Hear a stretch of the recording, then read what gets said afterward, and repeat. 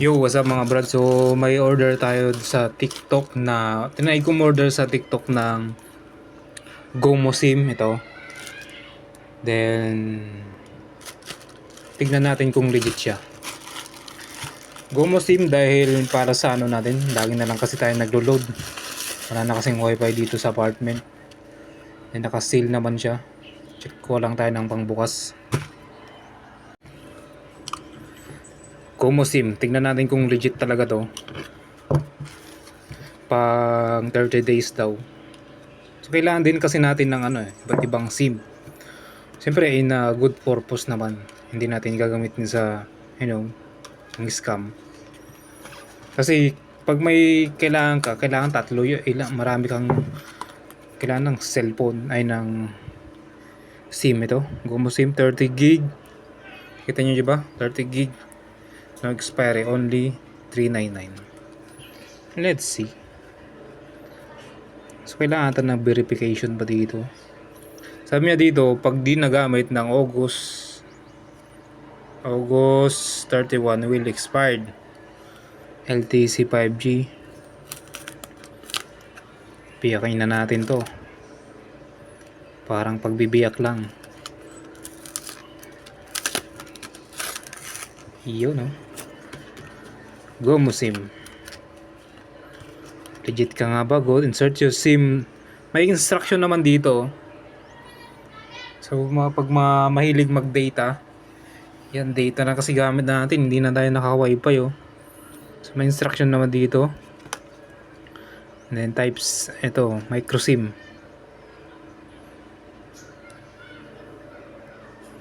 Dahan-dahan lang natin.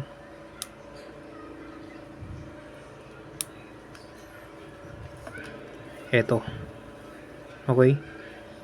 So ito yung ating insert sa ating SIM card, isang ating phone.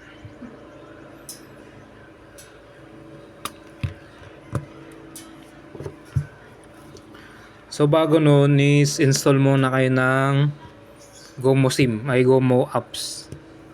Andiyan naman yan sa Play Store. Ito dito, hindi na nagamit tong dito.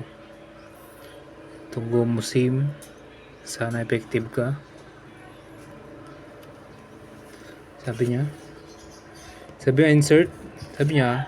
insert new SIM, download Gomo apps and create your account. Complete activation bears registration, start swapping GB. Okay. So may ano na tayo dito. Apps na. No expiry. Update lang daw natin to.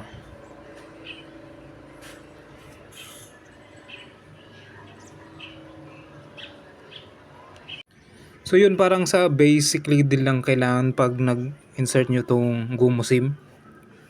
Once na na-receive nyo, fill up nyo agad. Then matatapos din agad yung ano niya.